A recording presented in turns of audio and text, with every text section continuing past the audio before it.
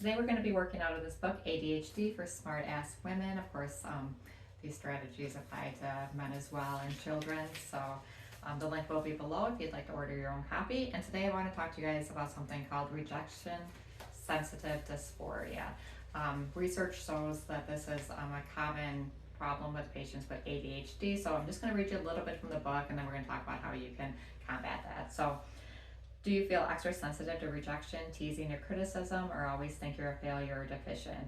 You may have rejection sensitive dysphoria, or the author calls it RSD. The condition isn't a clinical diagnosis. There's no official criteria that allows doctors to say you have it, but its symptoms have been linked with ADHD. If you have RSD, you may perceive that others reject you or that you're disappointing them all the time. And I also see this a lot too with patients with ADHD, partially because, like, let's say children, they're going to be getting in trouble maybe a little bit more, maybe they're not doing as good in school when their ADHD isn't effectively treated, so they are more prone to criticism, but then also more prone to the sensitivity of the rejection. Approaches to address the rejection sensitive dysphoria include therapy, of course, CBT, DBT. I have a lot of videos on DBT, so you can look for those as well. DBT includes mindfulness, emotion regulation, distress tolerance, and interpersonal effectiveness.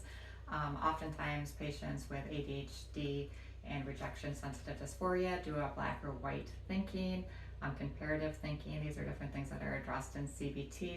So what can you do about rejection sensitive dysphoria? Therapy, of course, is helpful, combating those negative thoughts. I do have some videos on positive affirmations that are very helpful as well.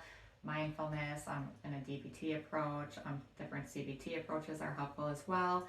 Understanding that it's actually a thing, realizing that maybe you are being more critical of yourself than you are of others. If you're a parent of a child with ADHD, realizing that they might be more sensitive also and just have more negative self-talk, making sure to address that, ask them about it, asking questions. If you're a spouse too, tread a little bit more lightly and talk to teachers if needed. Let me know if you guys are struggling with this. Do you have any other thoughts? What are some things that you guys do to help overcome the RSD? Thanks for listening.